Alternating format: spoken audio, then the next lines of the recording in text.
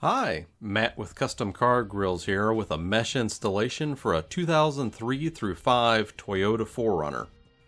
Once the hood is open, the latch rod needs to be disconnected by pushing the plastic retainers out of the way. A 10mm socket will easily remove the 8 bolts on the back of the hood that hold the grill on. Then, the hood latch lever can be removed, which is also held on by 10mm bolts. Next, the metal support behind the grill should be removed. Some small number 2 head screws are holding it on, and once they're removed, it should easily come out. This mod can be done on OEM grills, but most of the footage in this video was done with an aftermarket one. The main goal here is to remove the inner portion and refinish the horizontal bar and logo areas. Let's flip this around and check out what's going on with the back of the grill. Okay, so the logo area is hollow, and it looks like the upper side bolt may need to be cut out. I think it might be best to fill in some plastic repair material to bridge the gap where the solid and hollow areas are. The horizontal bar area will also benefit from some plastic repair support here. For the plastic repair material, I'm going to rely on Valvoline's Plyo Grip Plastic Repair number 3. Since the upper side bolt is going to be lost, it's fine to just fill in under and around it. Filling this area should make the grill a lot more stable after the cuts are made. With the Toyota logo area, I'm going to build the plastic repair up thick because we're going to be cutting deep into this later. I'm also adding a pinch near the base of the hood latch area just to strengthen that up a little bit. Next, I'll let this harden and then we can flip it around and start with the cutting. To get the job done for a lot of this, I'm just using a basic open-ended saw blade. The saw blade will make quick work and easy work of these thin vertical support bars. I'm cutting these close to the edge, but not right on the edge. The horizontal bar can be trimmed almost as easy. If there's any plastic repair material built out this far, then it might take a little bit more effort. The logo area should have some extra plastic to cut through, and it might take a little while to work through. With all the rough cuts made, the center section should be easily removed. It's now clear why we built up some plastic repair material on the back. Later on, we'll have something to sand into. The sides seem to be fairly stable with the added plastic repair material, which is a good sign. Now for the fun part. I'm going to be using a Dremel quite a bit, along with a dust mask. To get started, I'm going to sand down the remnants of the vertical bars first. Like with the sawing, I'm going to get very close to the edge, but not all the way down on it quite yet. The upper edge has a little bit of a bend to it, and I'm following that contour the best I can. Next is the sides, and this is where it's going to get a little messy. Once I hit the area with the plastic repair material in it, the dust is going to start flying. Now that this area is solid, there's a lot of sanding to do and some good attention to detail is required here. I'm imagining what the grill should look like with the horizontal bar removed and how to contour this edge so that it looks factory fresh. There's a little bit of artistry involved with getting this just right, but when in doubt, just turn off the Dremel and take a look to make sure that the sanding isn't going too deep. I've taken this down about 90% of the way, and I'll trim this up a little further later on. With the logo area, what I'm trying to do is get this raised up part to be flattened out and be in line with the rest of the grill. I'm going to step this up a little bit and grab an angle grinder and use a heavy grit sanding flap disc. There may be better tools for the job, but I found this to be fairly effective, especially in comparison to the Dremel. Towards the end of it, I started getting into some of the plastic repair material, but I didn't sand too far in. On the other side, I tried a slightly different technique by equipping the Dremel with a cutoff wheel. I feel like it was a little quicker and slightly less dust compared to the sanding drum. The end result was the same though, so either technique could be used for the sides in my opinion. Just like on the driver's side, we're left with some plastic repair material holding this whole side together firmly. I'm now to the point where I'm going to need to fill that massive gap near where the logo was. Before doing that, I'm going to flip this back around and shave down some of the supports located here. The cutoff wheel on the Dremel does a good job here. The top edge of the number 543 cutting wheel is abrasive and can be used to shape the plastic like so.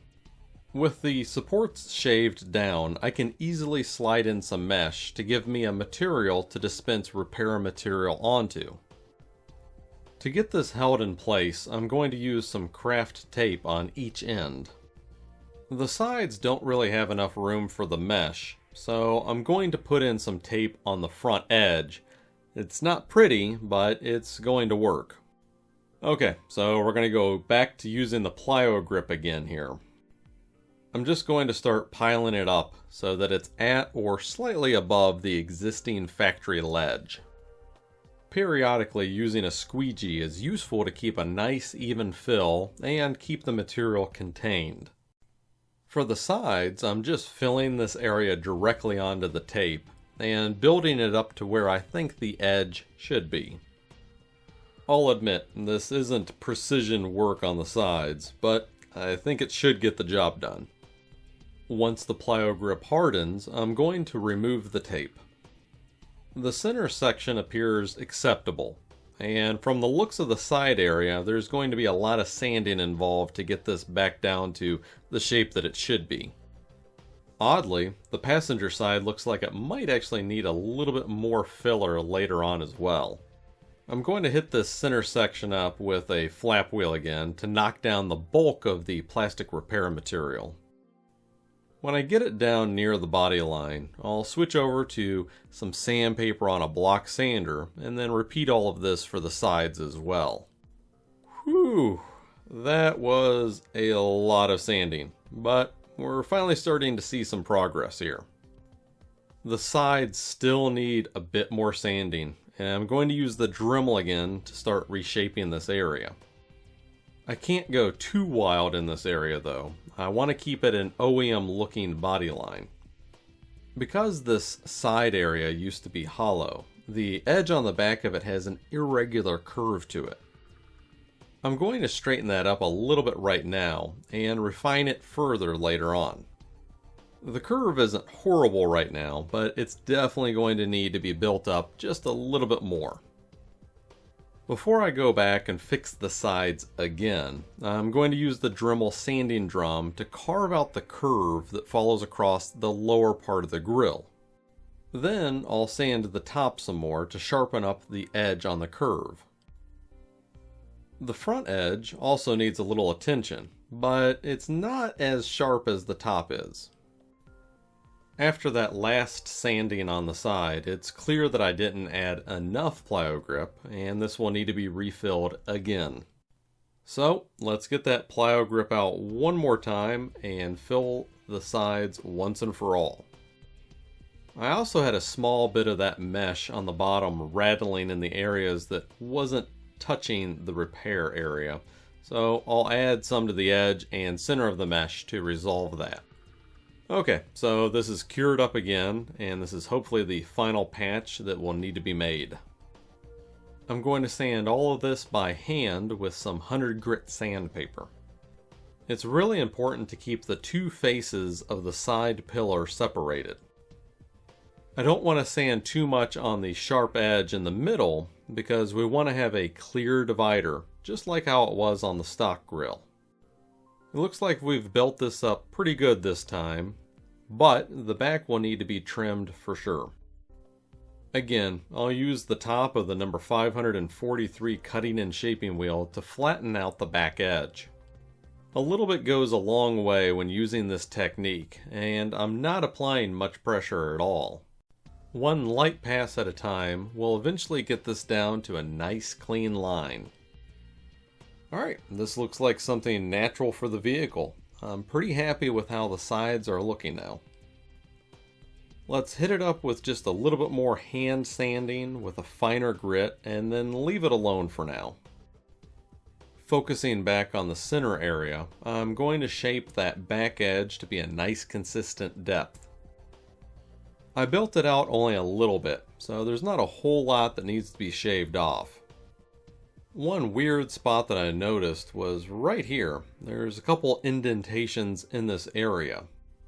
To my knowledge, they serve no purpose, so I'm going to shave these down to be flush with the rest of the back edge. Okay, back to the front. I'm going to refine this to the intended curve some more with a curving sanding block that has a radius similar in size to this curve. To get a seamless transition, I'm making several passes to blend this together. The only other rough sanding I need to address is on the upper edge. Some 100 grit will make short work of any remaining signs of the vertical bars. Wow, I think I'm actually finally done getting this filled and rough sanded. The sides look like something that could have realistically come from the factory like this. The big center section is flush, which is going to be good. Blending this center indent seems to have gone good enough to not cause a problem, I think. Let's put the finishing touches on all of this with some blaze glaze. Also, I'm going to combine the heights on this tiny ledge so that the back and the front area have one angle to sand. I started with just a small amount of the finishing putty and then added some hardener. Then it's just a quick mix of the two and I'm good to go.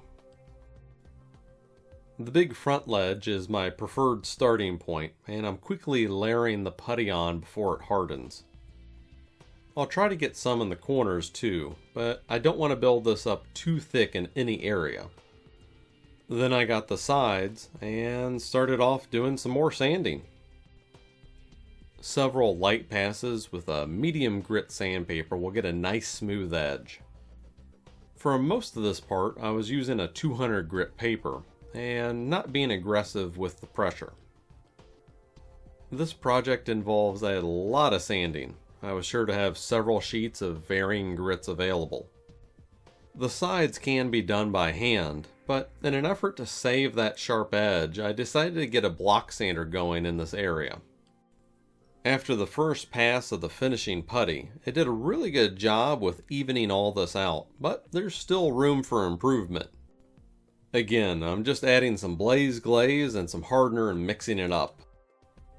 I'll get that main top edge again to get all the small pinholes, as well as the lower indent and the top edge.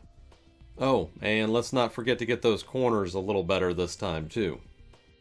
Having some fine sandpaper, like a 300 or 400 grit, is what I'm going to use for the final sanding before paint.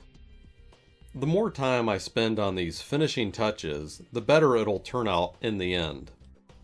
One last thing to address before paint is the thickness of this side edge. I'm going to need to get that trimmed back some in order to fit this on the hood again. The Dremel cutting and shaping wheel is a good attachment for this step, though obviously a lot of attention to detail needs to be used here because we don't want it to ruin all of our hard work that we just did. Here's a quick look at how the back of this edge looks now. It should have enough clearance for reinstallation.